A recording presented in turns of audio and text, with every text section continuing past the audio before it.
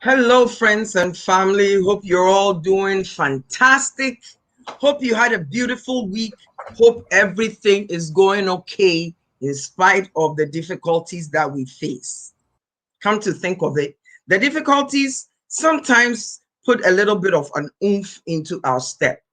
It sort of pushes us to fight against the negative that is coming. So it's not always bad news. Welcome to the Anna Edu Show. The show that aims to inspire you, bring you joy, nudge you a little bit, and cause you to think about what you too can do for yourself as well as humanity, about what you can do to uplift humanity. This has been a beautiful, gentle week. I really loved the weather. It wasn't too hot. It was rainy. And it was kind of nice, very cool. So I'm grateful for that. I took a few pictures from my balcony garden, which I will proudly share with you. But on my journey this week, I came across something on Facebook, and I really loved it. And I thought I'd share it. I think it was somebody who was struggling and was having a conversation with God, which we all do in good and in bad times. I know I do that. I don't know about you. So I'm going to read it. It says, me, hello, God. And God says, hello, me, I'm falling apart. Can you put me back together? God, I'd rather not. Me, why? God, because you're not a puzzle. Me, what about all the pieces of my life that fall to the ground? God, leave them there for a while. They fell for a reason. Let them be there for a while. Then decide if you need to take any of those pieces back. Me, you don't understand. I'm breaking. God, no, you don't understand. You're transcending and evolving. What you feel are growing pains. You're getting rid of the things and people in your life that are holding you back. The pieces are not falling down.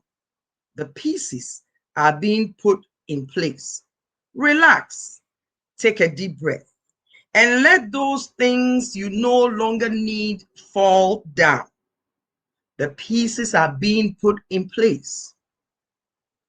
Stop clinging to pieces that are no longer for you. Let them fall. Let them go. Take a deep breath. Me. Once I start doing that, what will I have left? God. Only the best pieces of yourself. Me.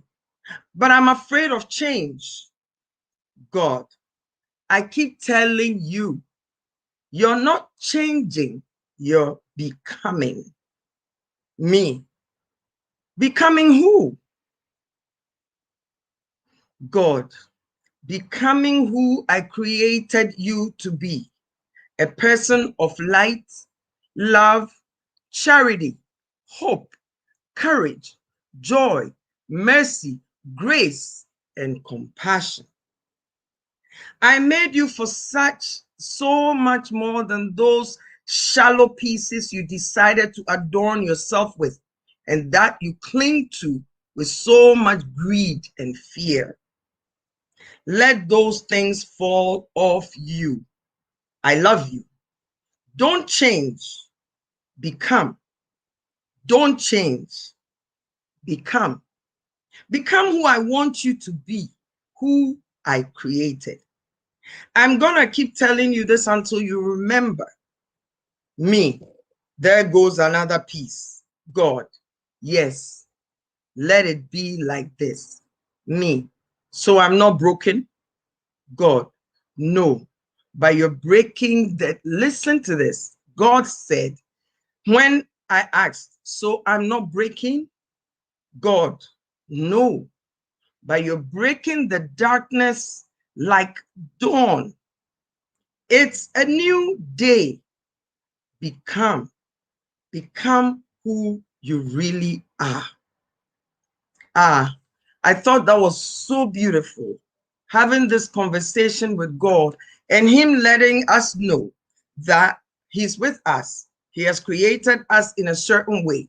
And the darkness and the struggle all come to shape us so that we become who He made us to be, His own creation.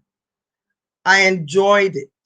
And I liked it also because my guest today is a woman of energy, a woman of hope, a woman of inspiration, a woman who understands that we must rise above our difficulties. It's no other than Rosita Hall, one of Canada's best motivational speakers, change maker, life coach, author, dancer. What can I say? Rosita, welcome to the show. Thank you, Anna. I'm thrilled to be here with you today. You know that. I just love you. I just love you too. How did you find that reading? I thought it was very powerful. I thought it was very insightful, and it was. I'm sure that Facebook post helped a lot of people. I'm sure it did, because I know it helped me.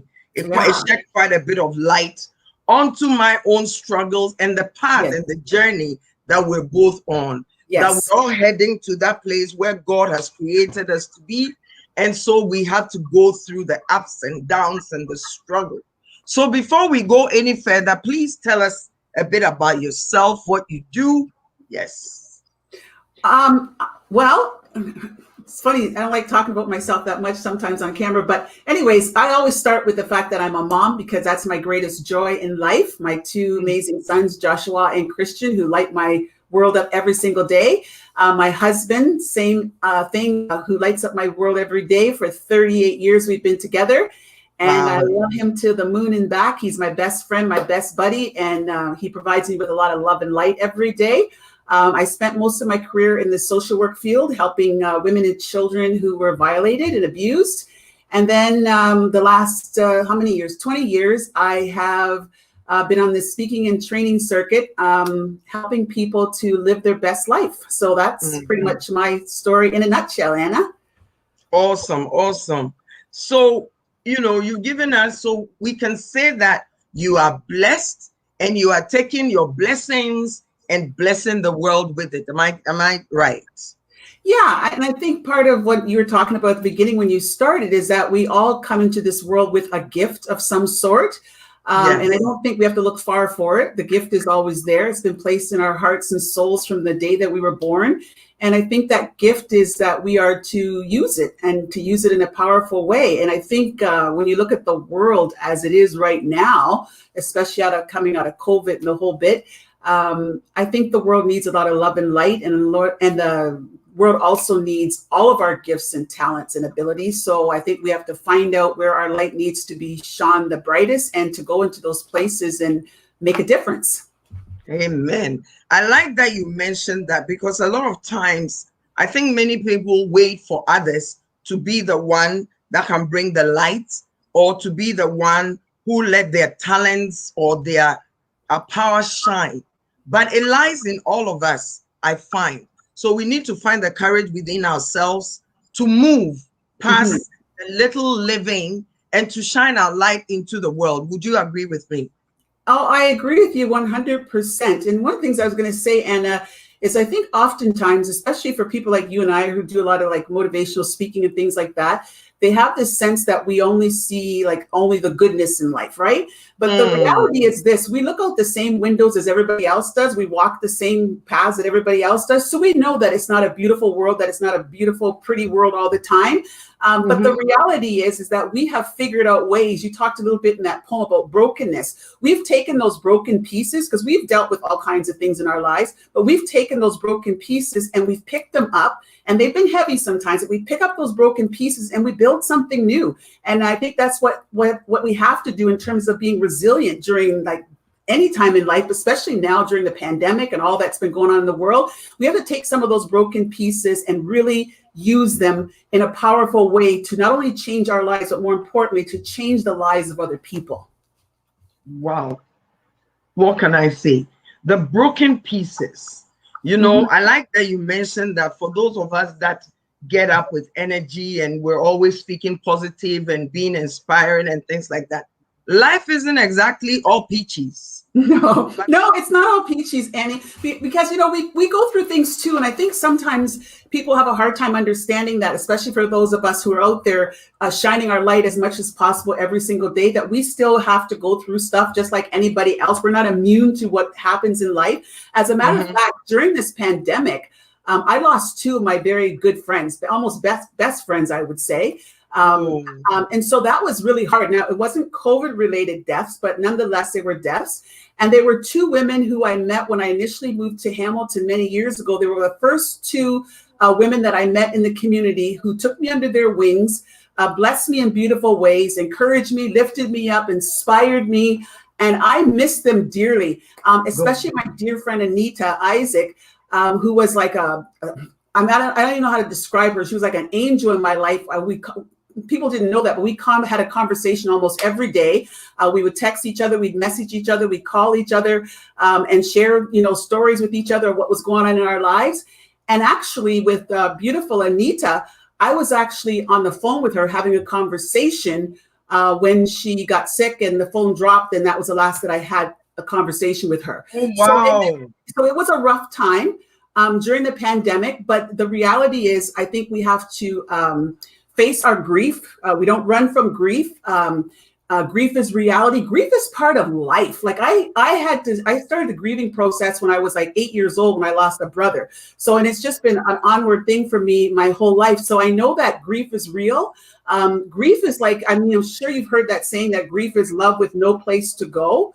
For me, Mm. grief is just how we respond to all the things that happen in our lives, because grief Yeah. is just the loss of a person. It's also, we think about the pandemic, there's been a loss of, we couldn't go to the weddings, loss of routines, loss of privacy, Mhm. loss of friendship. So there's a whole bunch of losses that you and I and the rest of the world have been facing. But my message is that people like Anna and I, we also grieve. Like, we have big smiles on our faces and we have good lives and we've learned how to pick up those broken pieces. But the reality is we grieve like everyone else, and it can be hectic sometimes.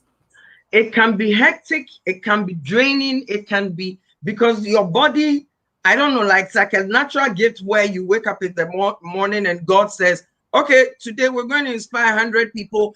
It doesn't matter how you're feeling, I'll take care of that. You go and do what you have to do, right? I don't Yeah. know about you, but sometimes I look at some video of me speaking and I'm like, oh, wow, is that how I was feeling?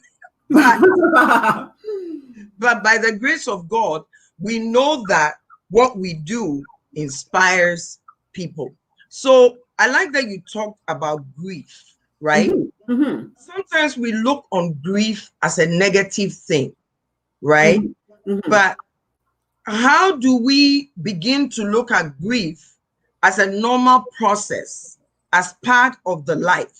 How do we begin to look at it? And how do we work grief so that when it comes, we're not so afraid? Because I know I get scared sometimes, very, very scared sometimes when I'm going into that process and I know something is not going right. This is not working. That is not working.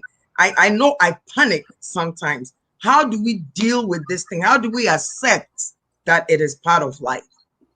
Yeah, I think that's a very good question, Anna. For me, I do see grief and have always seen grief as a part of life. I've seen grief as this dance that I go to every single day, because I think the very fact that we're breathing reminds us that we also will die at some point, and that everything dies. I mean, anything you look at in nature, you go out and look and you see the seasons changing, things come and they go. So the reality is that death is grief is part of death, and death it's actually a part of all of us. I mean, all we have to do is look in the mirror and see that, we don't look the same as we did when we were 16, because things are Right. changing, things are shifting, things are transitioning. And that's called life. And that's called, the dying process. Really, when you think about it, I don't want to make it sound negative, but that's just the reality of it. We're not the same as we used to be yesterday. So Yes. I see it as part of life. But what grief does for me, and I know we'll get into the part around, the grieving process. But for me, grief reminds me to live. Like, it just says, you better get up and get going, girl, because life is short. You got to get going. But it also reminds me that you can't dance your way out of grief. Like, grief is a normal process. So you have Oh, to go no, through you the can't, process of grieving. Rosita. Yeah. What did you just say? You're like, you can't dance your way out of grief. No, you can't. You can't dance your way out of grief. Like, grief is real. And I think that sometimes what happens is when people lose someone, or we've gone through this process of the pandemic where there's been losses, we almost feel like we're not strong enough if we can't handle the grief, or we push people through the grief, or people want to talk about the grief and we go, yeah, okay, but come on, you're going to be okay. And the reality is sometimes people need to say, it sucks. And this doesn't feel good, and I'm grieving this loss, and this doesn't feel good. And you need to surround yourself with people who will allow you to do that, that allow you to say, this doesn't feel good today. Now, we don't want people being in the grief process so long that it starts to impact them in a negative way. I mean, you have to know when you need to seek out professional help and support. But the reality is, when we're going through any kind of grief, we have to realize that it's something that it's a process, but it's not linear. So there will be days where you wake up and you go, I got this. And the next day you go, I'm paralyzed. I can't move. And then there'll be points in your life where you think nothing, I feel like I'm okay. Nothing's, and then it can be 6 months down the road and you see a picture or something happen to you. You're like, oh my God, it's hit me again. So I think we Yes. just have to accept the reality that grief is a part of life. This is a part of life. And we can't avoid grief, because grief comes in many shapes, forms, and colors. In terms of, it could be the loss of a loved one, it could be loss of a pet, it could be losses that we're experiencing during this pandemic. There's so many different loss of a career, loss of finances, a divorce, anything. We grieve those processes. Anything that's changing or shifting in us, we grieve those processes. But we have to surround ourselves with, I think, the right people and support systems that will be brave enough and bold enough to swim with us in those bodies of water, sometimes where there's sharks and stuff. We need people that are going to dive deep with us. We need those deep dive friends. And by the way, I have a very special deep dive friend. Her name is Pamela Trace, and I love her dearly. She might be on this call today, I'm not sure, but I love her dearly. And she is my deep dive friend, because she and I can have conversations about anything and everything at any time of the day. I know I could call her if I had to call her at 3 a.m. in the morning. She's my deep dive friend. So you need that circle of good people around you when you need to get through the grieving process. And they're not going to push you and say, come on, you got to get over this. They're going to go, no, let's swim with this. Let's work with this. There'll be days where you're happy, days you're sad, days you feel good, but we have to work through it. I really want to stress on what you're saying, that grief is okay. And you need to surround yourself with people who will not rush you through, who will not tell you to not talk about it, but who will take their time and listen to you. I come from a community where it's almost as if, just get over it. But I like that you're saying that we need to have those friends who listen to us, who will be there and simply be still so that we can talk. Because sometimes just the talking alone helps you breathe a little, and we thank your friend who is there for you through thick and thin, because you and I push out a lot of energy, but we have our down times when we need somebody to be there for us. So we have all these words that have become very common, that we use every day, simply just use it. And one of those words is hope. As discussed, I can say, oh, I hope, and we just simply gloss over it. But I want you and I to put a little emphasis on this word hope and what it does for us in our everyday lives. So give us something about this hope, this word hope, so that people can actually take it and look at it a little deeper for their own sake, and me for my sake, Rosita. Well, Anna, you're so much fun. So for me, hope. I mean, there's many different definitions of hope, and I think even your listeners today, everybody will have their own definition of hope. There's a hope if people have a faith in something bigger than themselves, and there's other things that people hope for. But hope is really that you have an expectation of something becoming better than what it is in its present state. So you're hoping that something's better. I'm sick, so I'm hoping that I get better. And I'm looking for this job, so I'm hoping that I get that. Your hope is just this expectation that something in your life changes, for the better. For me, that's what I think about when I think about hope. Yeah. And then you sent me, I asked you for a quote or two, and you sent them. And I am like, all right. Let me read it for people to get what we're talking about. Because sometimes we're so down, we don't even want to look at hope. We'll be like, yeah, whatever, And the thing you sent it said, if you only carry one thing throughout your entire life, let it be hope. Let it be hope that better things are ahead. Let it be hope that you can get through even the toughest times. Let it be hope that you are stronger than any challenges that come your way. Because during these times, hope will be the very thing that carries you through. And it's written by Nikki Banis. So, sometimes I imagine this hope when you're miserable. I'm like, why can't hope just carry me out of, pick me up out of this misery and just transport me to another place? And then I smile at myself. Sometimes the other word I want us to talk about, which has become very, very central in my life, is the word courage. So this word courage, if we had to buy it with money, at least in my mind, if we had to use money to buy it, we'll not be able to buy it. But I think many of us don't think we have that courage. What do you think about that? Because sometimes people, after I've spoken somewhere, or people will see me on Facebook and they're like, oh, you're so brave and this and that. I couldn't do that. But how do we let people understand that this word courage is a gift that's been given all of us? And how do we apply it to especially when we're most down, when we don't feel like anything is going well? Another good question, Anna. So for me, I think the reason why people sometimes don't feel as though they have the courage, which they oftentimes do have, is because they have what I call the comparison disease.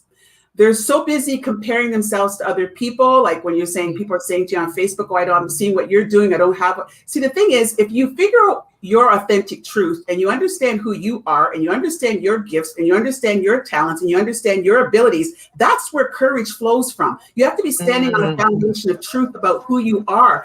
And a lot of times we lose our courage because we're so busy watching and seeing what other people are doing instead of paying attention to what we're supposed to be doing. We all have a reason for being here. We all have a job to do every single day to spread some light into this world, but we can't do it and we won't have the courage to step up to the plate if I think I have to do it the way Anna's doing it, or I think I have to do it the way Pam's doing it, or the way this person's doing it. But come with your best self. And you know what? It doesn't matter. Some people's light might shine brighter. Some people might speak with a roar, somebody with a meow. But the reality is we all have that courage inside of us. Just take the first step. That's what I would say to people. Just take that first step. Just take that first step. Go within. Take that first step. So in taking that first step, I find that it is the other word that's holding us back from taking the first step. Fear. Right? Fear is what is holding us back from taking the first step. And there's this description of the word fear: false evidence of being real.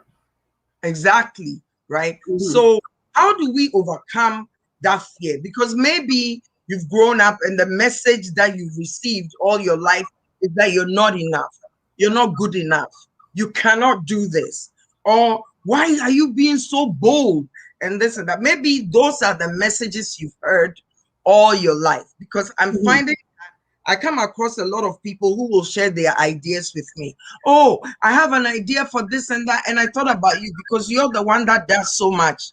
And I'm like, did you hear what you just said? You're the one that does so much. I'm already doing so much. So how about you? So help us figure out how to take all those fears and the negative voices that we've heard to take the first step.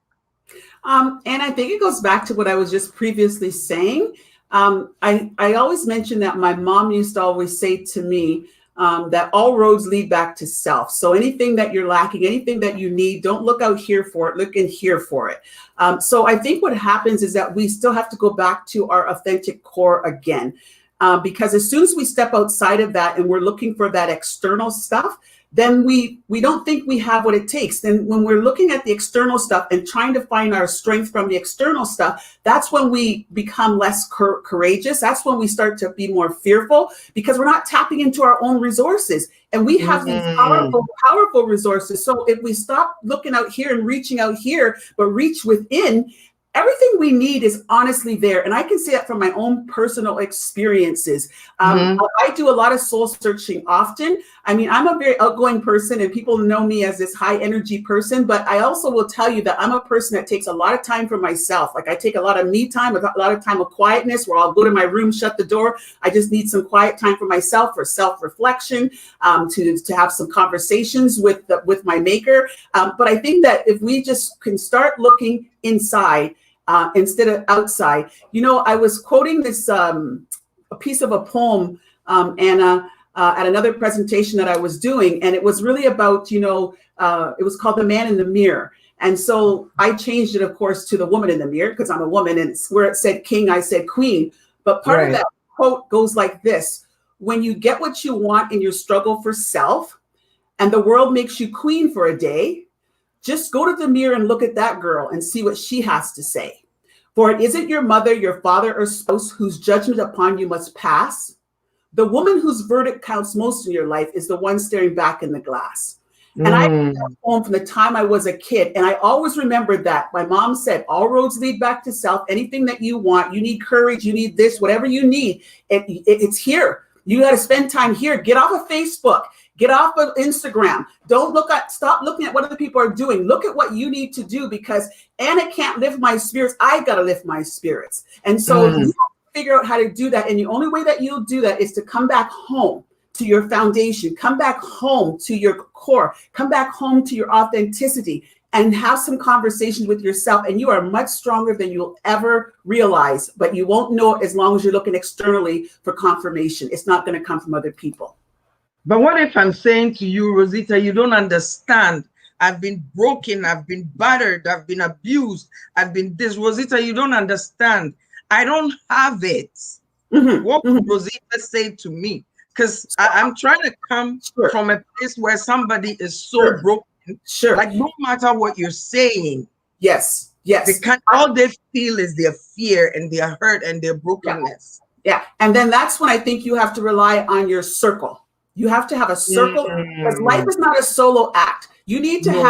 You need to have your dream team around you. And a lot of times people lack that dream team. So the first step is obviously your authentic core. And if you're struggling with that, it's probably because you don't have your dream team around you. But you need your dream team. So my dream team, for example, is obviously my husband and my two sons, my best friend, Pamela Trace, my sisters. Like you have to get those people around you who are going to be there no matter what, who are going to encourage you, who are going to lift you up, who are going to see things that possibly you don't see. And sometimes it's because you don't have the right people in your circle is the reason why you can't Mm, see the courage. You're hanging with the wrong team. You know what I mean? And sometimes yes, and you hang with that team because they're so familiar. They're very, very familiar. And also familiarity. sometimes you hang with that team because they feed you exactly what you want to hear. And sometimes you need somebody that's going to tell you the truth. See, my friend Right. Pamela, she tells me the truth. It hurts sometimes, but she tells me the truth, and I do the same for her. So we're not going to find ourselves in those places because we will shake each other like, no, no, no. And I think that's what happens sometimes. We don't have the right circle, and we hang on to that circle because it's so comfortable, and they tell us exactly what we want to hear, and it keeps us right where they probably want us to be. Right. So you're saying that first and foremost, your own courage, your own happiness, your own well-being lies within yourself. Yes. And now you And got to if stir that up, Anna. And now, in order to stir that up, you need some people around you that are going to help you stir that pot up. You got to stir it up because it's inside of you. Sometimes it just lays dormant because we're just singing the same song every day. We're hanging with the same people every day. We're giving ourselves the same information. We're feeding ourselves the same thing every single day. So we got to get out of that. And by the way, if it's somebody who's in an abusive relationship, I would say they need to get some additional support, like some professional support. I wouldn't say that they should follow my prescription if you're actually in an abusive relationship. That's a whole different story. a whole different story. Yeah. Yeah. So, so one is go within yourself because it lies within you. The God who created you knows what he created you to be. And let's say life has done you wrong, thrown you here and thrown you there. So you don't have that strength. You need to surround yourself with the right people. You need to surround yourself with people who will call you out when you're whining too much. You need to be surrounded by people who will uplift you to your own self. And you talked about sometimes we find ourselves in relationships and friendships where, as difficult as it is on us, we stay because we're too comfortable. Mm-hmm. Right? We're Mm-hmm. comfortable. We're sort of used to it. We already know how it's going to feel, so we don't. How does one work with that or without it? You know what? And as you're saying that, I'm thinking, have you ever tried to put on a pair of jeans that just don't fit anymore? Like, Yeah, yeah. And you try and put those, and you're just doing everything you can because I'm going to make these. I'm doing that right now, actually, trying to make those babies fit. Like you're trying to make those jeans fit, and you put them on, and you know it's uncomfortable. You know it doesn't look good. You're in all kind of pain, but you're going. I'm wearing these. This is the same thing with friendships sometimes, or people. I'm not saying to eliminate your friends if these are people that you love and adore, but sometimes you have to figure out which group of friends are the ones that are going to be authentic, who are going to actually support me, encourage me, tell me the truth. That's the kind of people that you have to have around you, because otherwise you'll just stay stuck forever. Like you got to know when to hold them, when to fold them for a little bit. Some people say to me, but I can't get rid of my friends. When to hold Yeah, them. yeah, that's right. Yeah, exactly. When to walk away. You got it, Anna. You got it. So I think it's that sometimes we make it more difficult than it has to be, because the reality is, I remember a song when I was growing up, I never promised you a rose garden. Life is not going to always be a rose garden. Life is going to have its ups and its downs and its highs and its lows. And that's just the reality of life. So we have to equip ourselves, and we equip ourselves through the people that we hang around with. We also have to equip ourselves in terms of when we go through knowing that we are becoming more resilient. And I think one of the things that we have to learn to appreciate is resiliency, because you can't become resilient if you haven't gone through things. And so the more that we go through things, we become more resilient.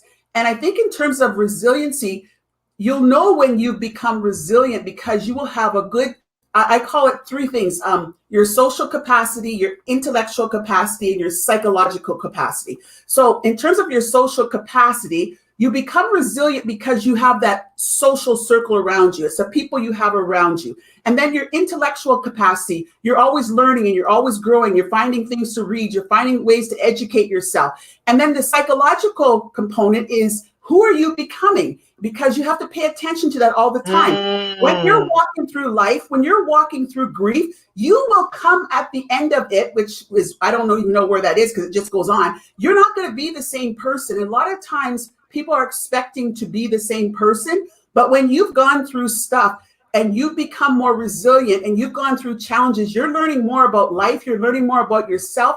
You're learning more about relationships, how to be better in relationships, which relationships to keep, which ones not to keep. It's just called life. And so I think when you can become resilient, more resilient as a result of all of this, it's good for you, it's good for your family, it's good for your friends, it's good for our communities. All right. Oh my goodness. That was packed. So you gave these three thoughts: social, social. Intellectual and psychological. I think that's part of becoming resilient, right? You have these capacities. Your social capacity is at a high. Your intellectual capacity is at a high. Your psychological capacity is at a high. You tune into those things every single day. So for me, I'm always onto my circle of friends. Connecting with them every single day. That's building my social capacity. My intellectual capacity. I'm a student. I love to learn. I'm always reading. I'm always researching. That's where I spend my time more these days. And then the psychological is, I talked about spending time with myself. I have to know who I'm becoming because I'm impacting other people. And I can't be a great support system to other people either if I don't even know who I'm becoming and who I am at any point in time. So you always have to. So the result of going through all these things in life is that you become more resilient. And so that's kind of a positive thing. And the other positive thing is that you, as you grow and become a better person, then you can add more value to your family, more value to your community, more value to your friends' lives. So it is almost a necessity that you go through these things, the social, the intellectual, and the psychological, so that you can serve yourself, number one, in your most authentic way, stand Yes. tall to be able to say, I did that, this is me. Mm-hmm. And then you can give to others, you can support others. Yes. This is almost a necessity. So resiliency, resiliency, you've spoken about it, but just for it to go deeper in all of us, because sometimes we're so tired and we get bogged down by life and we Mm-hmm. can't do this and this is not going right. You tried to do this, but then it didn't go the way you wanted it to go. So go through the resiliency thing again so that anybody that is struggling right now can get it into their system so Mm-hmm. that they can pick themselves up and be able to reach out for help, even Right. if it means just asking somebody for help. Right. Yeah. So resiliency is, I guess, the easiest way to describe it is it's your bounce back. Something happens. I lost two friends. How do you bounce back? How do you get back up again? How do you get yourself back in? And the other important thing about resiliency, sort of that bounce back, is sometimes people think you're going to bounce back to your normal state, bounce back to where you were before the grief happened or the death happened. But you're usually bouncing back to something new, a newer you, a newer something else, not usually the same thing. And I think it's sometimes if you're not in touch with that reality, it's hard to kind of bounce back, if that's what you want to call Yeah, it. yeah, So it's just your ability to spring back, get back from I guess, to recover from any kind of grief or situation that you found yourself in that was stressful emotionally, mentally, physically, spiritually. And the best way to do that is to make sure that you have a good circle of people around you, which I kept emphasizing, which is the social capacity, making yeah. sure you are working on your intellectual capacity. So for example, for me, when I was going through grief, I was looking up things about grief. I wanted to understand grief better. I wanted to understand what I was going through better. I was looking up change. Let's talk about, educate yourself. And then the psychological capacity is always being in touch with who you are at any given moment, because it's going to impact other people. So I would say that it's a good thing to always look within yourself. Look at yourself, look at your story, look at how you're living your life, so that with resiliency, with courage, with hope, all those things we've spoken about, you can now rise to the different person that is coming out of you. Because definitely, when you went into that difficulty, you were at one level. And then you had to go through all those emotions and You then got pick it. up all these words we're talking about and then almost leap. Like I said, like the phoenix, you Yes, almost you got it. rise, We and rise. you stand there. So what you're saying to us is that we shouldn't run away from grief. No. We should be resilient. We should learn about ourselves. We Yes. should learn Yes. about ourselves. We shouldn't be too busy, you know, going with everybody without understanding who we are. Is that what you're saying to us? That's exactly what I'm saying, Anna. You put it together so nicely. And the other thing you talked about stories. The other thing I would say when we're going through life, because I call grief everything. It's just life. And when we're going through life like that, I think we have to learn to master our stories when we talk Mhm. about overcoming. Because here's what happens sometimes. I'll just use this as an example. I remember talking to a friend one day, and she was so concerned about her health because she said, um, I can't remember the exact thing, but say my mom had, I'll say diabetes, right, or whatever, a heart problem, whatever. So my mom had that, so I'm going to get that. And I said, so hold on a second. Why are Hold you it. owning that? Like, why are you owning that? Like, what if we shift that story? Why don't we change that story? Because Yes. sometimes we lead with our stories, the stories that we make up in our head. Oh my God, I'm as guilty as anybody else. I remember in the middle of COVID, I had convinced myself I had COVID because I had a little bit of a sore throat. And then one day I was going, you are getting yourself so wound up about this. How about you master that story and you change that story and say, you know what? Yeah. I wonder if this is just a little tickle in my throat because of something I ate, or maybe it was the nuts that I ate or whatever. But we sometimes get ourselves in a negative place because we don't know how to master our stories. I remember Mhm. one of the things I shared the other day with the group was, as an example, I'll use like a workplace example. There's a bunch of you in the office and you have this project that's due Monday morning. And so you've all agreed that you're going to stay and get this thing done. So Monday morning you present it to your boss, right? But then all of a sudden, one of your coworkers gets up, grabs her keys at 4 o'clock, and she's gone. And you're like, whoa, where is she going? Like, I thought we were all in this together. My God, what Yes. a wonderful person. The nerve of her. How would and then now you've gone and told everybody about it. So the whole office is wound up when there's a project due. And then I would say, stop for a second. What if you master that story? What if you change that story? What if you go, I wonder if there was an emergency in her house. Oh, I wonder if she had Mm. this. Oh, I wonder if we should call to see if she's okay. You see, as soon as you shift your story, you shift your health, because whatever Yes. you start to believe, it Thank starts to you. impact your health. So when Please we're repeat that. no matter what we're going through, Repeat that. As soon as you shift your story, you you shift shift your your health. You shift your health, because if I walk around going, "Oh my God, I feel so tired," your body goes, "Yep, tired. We're tired." And so this is what happens when you say, "Oh, I think I might get diabetes because my father had it." Yep, you're probably going to get diabetes. I think that lady left the office because she's lazy. Well, then that's the story you're telling yourself. Then the disease process starts. That's why it's so important. Why I say you got to start from a place of truth about yourself and surround yourself with the right people who are going to say, "No, no, no, no, no. I don't think you should own that truth." Like, that's what I did with my friend that day. I go, whoa, whoa, wait a minute. Why are you owning that? You don't have to have diabetes. Like, why are you saying that? So I wow. think sometimes we put these stories in our head that are sometimes just not true. And then they start to impact our health. And when they start to impact our health, we can't show up in our fullness.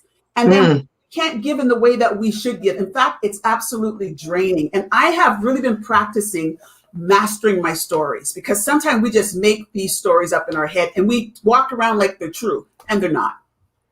Wow, wow, wow, wow. That storytelling, the story you tell yourself. Yeah. You know what I mean? The story you tell yourself. You could tell yourself, I'm beautiful, I'm overcoming, I'm this and Mm-hmm. that. Or you can tell yourself, I'm fat. Like you said, I have diabetes, and Yeah. make it the song that you sing Mm-hmm. constantly. What you're Mm-hmm. saying is that none of that is going to benefit you. Rather, it will pull your health down. So hit it up on the positive side of Yes, life you and got keep it. the positive lane and keep going. So as we're going along every day and during this COVID time, a lot of people went through many struggles. We're still going through struggles with the condo building that collapsed in the US. We Mm-hmm. see the stress, the indigenous community, that is all these things that are happening now. Mm-hmm. Mm-hmm. We're bombarded with these things.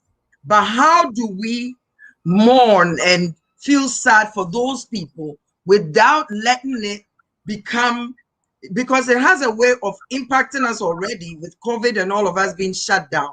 How do we rise above that?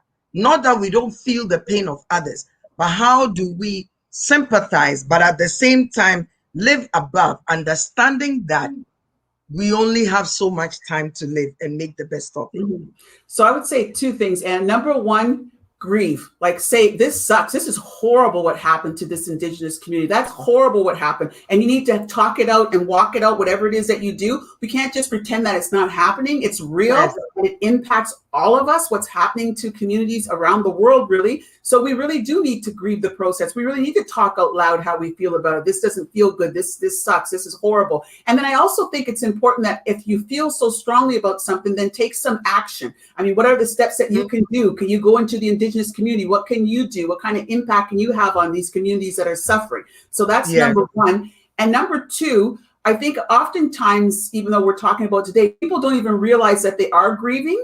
I call it the invisible backpack. So I think that sometimes we are carrying an invisible backpack and we're walking around and we're doing everything that we think we're supposed to be doing. We're going for our walks, we're doing our jogs, we're doing whatever. And then we come back and we go, there's something still doesn't feel right. It's because I think that we have had so much collective grief as a result of this pandemic.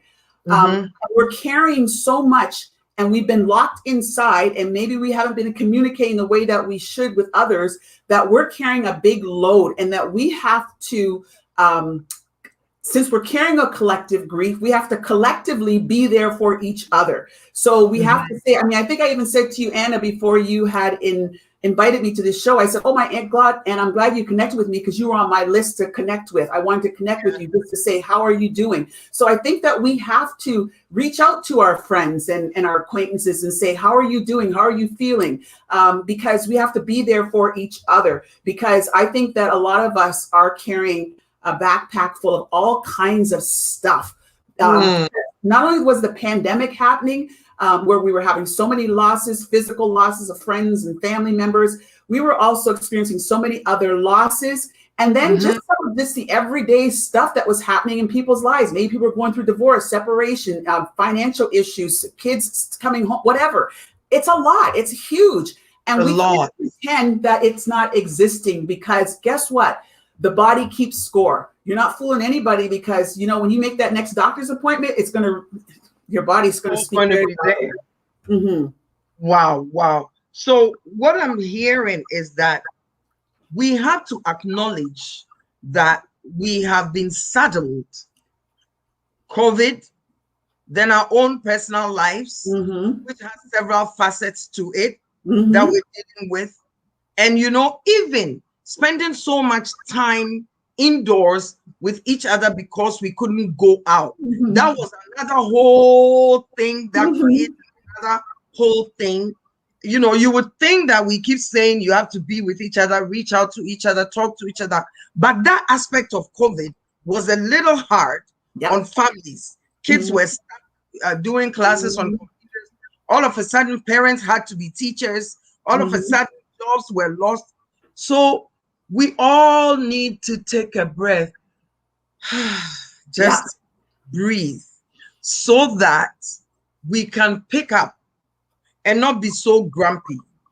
We can pick up and talk to each other and say, how are you doing? What's going on with you? I realized I wasn't seeing you much on Facebook. And I was like, no, I need to get Rosita back. I don't know what's going on here, but I'm not seeing her as much. You know, so that occurred to me, and I was like, I need to bring Rosita back so that we talk about how to keep it going. How do we keep it going? So give us a general thought about how do we keep it going in spite of struggle. Yeah, I love it. You hadn't seen me on Facebook as much. So yeah, I do occasionally go on. But I had decided during the pandemic that initially what I did was I started posting some motivational messages to keep people going, because that's my thing. That's what I do. And then I got to a point where I said, now you need to take care of yourself. You've been taking care of other people, and that was good. You reached out to people, especially during the brunt of it all. And now what about you? You need to step back now. You need to lean back and you need to take care of yourself. So I did sort of stop doing the social media stuff for a bit, because I wanted to take time for myself. And I got to tell you, Anna, it was heaven. Oh my God, absolutely. And it still is heaven, because you sometimes you forget, you're so busy teaching it that you forget about yourself. So I took some time for myself, and I'm continuing to take time for myself, as I'm going to have the rest of the summer to take some more time for myself. And I think that piece is key, is to sometimes, you know, technology is wonderful, but it can also sometimes invade our sense of who we are. And as soon as Right. you lose your sense of who you are because you're just looking for other people to confirm that for you, then it becomes a tough thing to rebound back from. We have Mm-hmm. to really be at peace with ourselves and understand ourselves and appreciate ourselves and love ourselves, even without someone else saying it to us. And Mm. when we reach that place, then it's so much easier to give that out to other people. So I think in terms of the topic today, Anna, when we're talking about hope and faith and courage, again, I would just repeat that I think it's so important that we recognize that grief is a process, and that we don't run away from it. Like a roller coaster ride, it's not linear. There'll be days when we feel good, days when we don't. The best thing that we can do for ourselves in terms of grief is to surround ourselves with the right people. Make sure we journey inward as much as possible, because our authentic power is where the giftedness comes from for us to utilize and support other people. In terms of our hope and our faith, it looks differently for everybody. Some people, for Yes. faith and hope, it's a higher being. Other people, it's just other things for them. So definition of hope and faith is different for other people. And then I think the piece around courage is, again, it's tied to authenticity. It's like be bold enough, be brave enough to step outside the lines, color outside the lines. Don't get caught up in the comparison disease, worrying about what other people are doing. Just go out there and live your best life. And probably the most powerful thing for me was just when I understand that life is short. It's very, very short, and you get today. Like, this is what you're guaranteed. These seconds right now that I'm with you, Anna, I'm trying to be as present as possible, because this moment I'll never get back again. And so, what are you doing in each moment of the day? Make it your best day. Because we're never guaranteed what's going to happen after this second. So just enjoy and appreciate every second that you have, and understand that life will constantly go up and down like this, because it's a roller coaster ride, because that's what it's called. It's called life, Life. And while the best thing that we can do for ourselves is prepare ourselves for that life every day, and how we prepare ourselves will look differently for everyone. For me, it's really about making sure I'm caring for myself deeply, that I'm appreciating that no matter what's going on in life, I have my circle of friends around me supporting me, that I got to ensure that I have some bounce back power, that I have that resiliency, the social, the psychological, the intellectual, and really just being brave enough and bold enough and having the audacity to show up every day, just being my best self. And that I don't know how to be anything else. I love that. You see, now you brought up another word, having the audacity to be Mm-hmm. myself. Mm-hmm. Yeah, it takes guts. It takes guts, especially for some of us whose spirit is so bubbly. Sometimes people are like, you need to tone it down. You And you need go, to. no, I don't think so. No, I don't think so. No, you don't. You don't. And I know that's the thing. See, the thing is about life is that everybody has a certain amount of energy and a certain amount of glow, whatever it is they have. And you never want to kill somebody's spirit by telling them to tone it down. If it's too much for you, go to another room. But you don't tell another person to tune out because you can't handle the light. Like, if you can't handle the light, then go to a darker room. I'm sure you'll find more, a lot more darker rooms. But you never ever tell someone not to walk in their authentic truth. I mean, that's a way to kill people.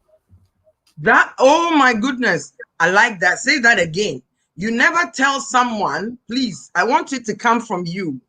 Well, I'll say it nicer this time. I just say you never tell someone not to walk in their truth, because you're giving them a death sentence when you do that, because that just kills everything inside of a person when you tell them not to walk in their truth. I mean, if you're a bright person and you're full of light and you're full of energy, then you let that shine. Like, whenever it's possible, you let that shine. You don't just, cover yourself up because somebody else, it's too bright for them. If it's too bright for them, they must exit the room, I think.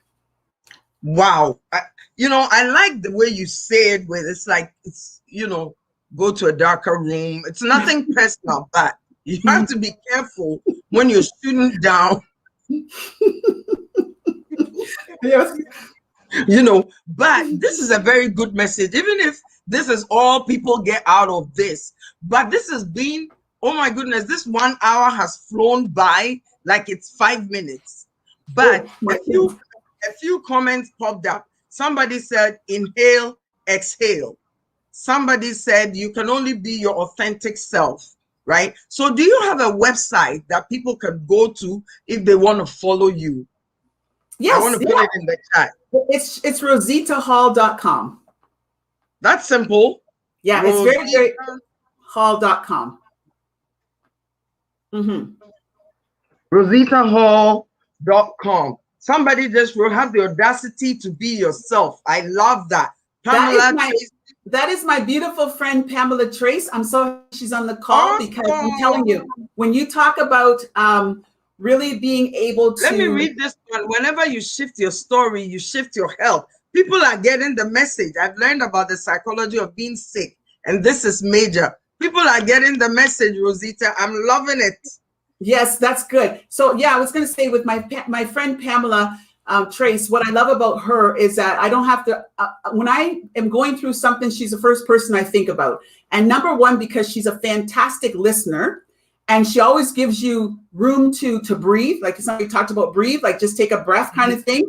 And so her listening and reassurance and guidance is unbelievable. When I lost one of my dear friends, like she was there. She's just a lovely human being. And I think every person on this planet needs a friend like Pamela Trace because she's awesome. And Rosita, I am lucky to have you in my corner. Every Yes. time I think about inspiration, motivation, I think about you first. And so I'm never done with you. You know by now Well, of that, course, you and I have been buddies for a long time, Anna, for a very, very long, long, long time. We you have a know, long and history. to be honest with you, when we talk about finding people whose energy matches yours, you're the go-to for me. Oh yeah, You you're the know, go-to for me. You're my you're Pamela. Yeah, the energy. Yeah, the like energy. Yes, absolutely. the Absolutely. energizer bunny going, going, going. So we have a few minutes left. Yes. What positive message can you give to those of us that are listening today so that we can rev up no matter what we're going through, no matter what we're doing, and shoot for the stars?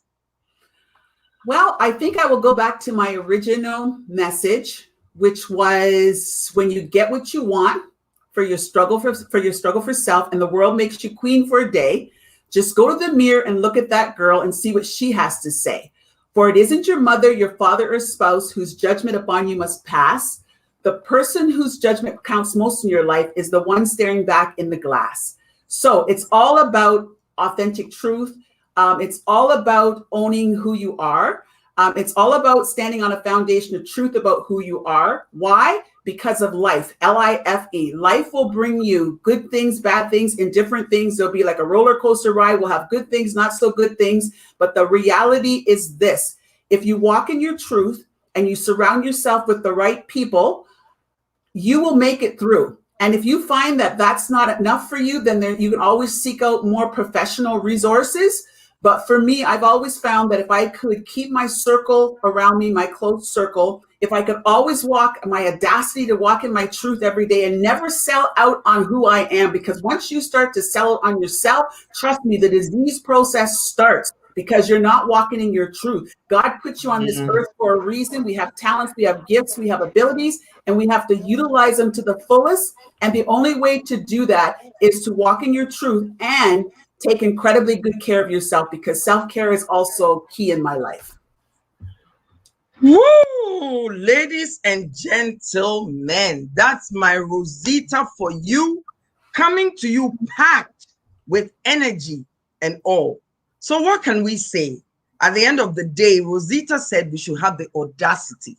So if you've never heard it from anybody, if nobody has said it to you, have the audacity to live your life. Like Obama's book said, the audacity of hope. And so, again, this is the Anna Edu Show, aiming every weekend to bring you a conversation for the soul, something that goes deep within where nobody can touch. I leave you with peace, love, hope, and audacity to be who you want to be. Stay blessed, Rosita. Always, always. Thank you so much Thank you, Anna. I love you. For being the yin in my yang. Oh, I'm getting Oh, goosebumps. Anna, you know I love you. Love you, my sister, my soul sister, my soul sister. And my soul sister. Let's keep So doing. Anna, you should reach out to Pamela Allen Tracy because she's got a message for you. All right, hook me up after, and then we Yes. continue from there. We keep collecting the Yes. people who Yes. add to the power. Yeah, So, absolutely. ladies and gentlemen, stay ready because Rosita and I will hit you with something good. Have a good weekend. Have a good, blessed Saturday. Everything is open now. Go and get a haircut, manicure, Yeah. pedicure, anything. Look good so that you can say to yourself, I did that. Stay blessed, be encouraged, be inspired with love. It's the Anna Edu Show. Love you, Conversations Anna.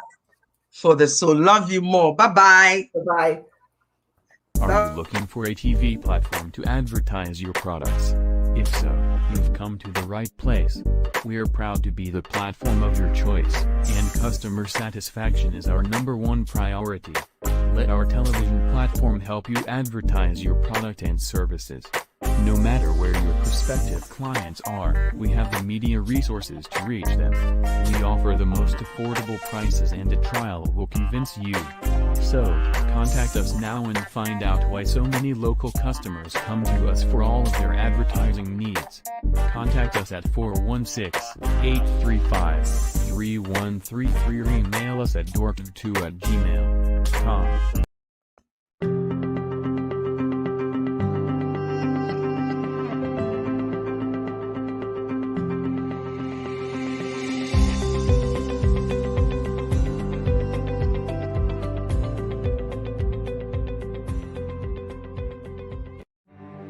That TV.